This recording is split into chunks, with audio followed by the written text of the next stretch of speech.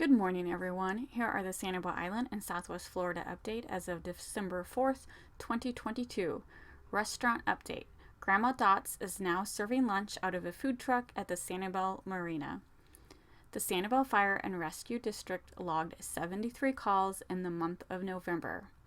There was 3 structural vehicle fires, 20 medical-related EMS calls, 7 spills and leaks, 8 electrical wiring and equipment problems, 1 service call, 5 public service assistance calls, 1 good intent call, 9 canceled en route calls, 2 calls where steam or other gas is mistaken for smoke, 2 false alarm calls, and 2 system or detector malfunction calls, and 11 unintentional alarm calls. The Sanibel Captiva Chamber of Commerce hosted their first luncheon since Hurricane Ian. A panel of 5 local leaders spoke to members of the business community last Wednesday, November 30th.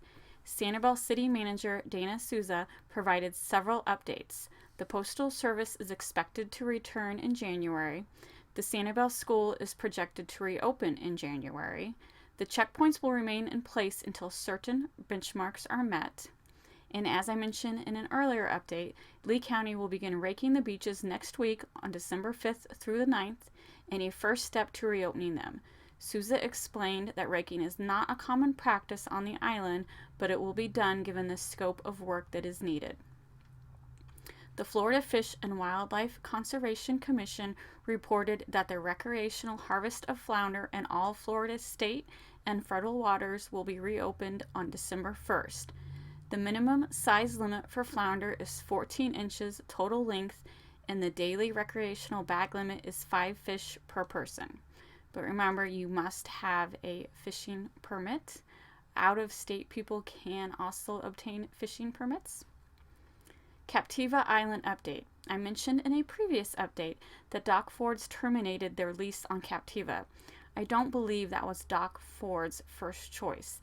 It was more like South Seas Resort is taking a different direction with those buildings. South Seas also terminated the leases for the retail stores in Chadwick Square. They plan on using that space for offices. All of the retail stores are having to find places to relocate to. It seems like a lot of Sanibel and Captiva retail stores are moving to Fort Myers. Thanks for listening.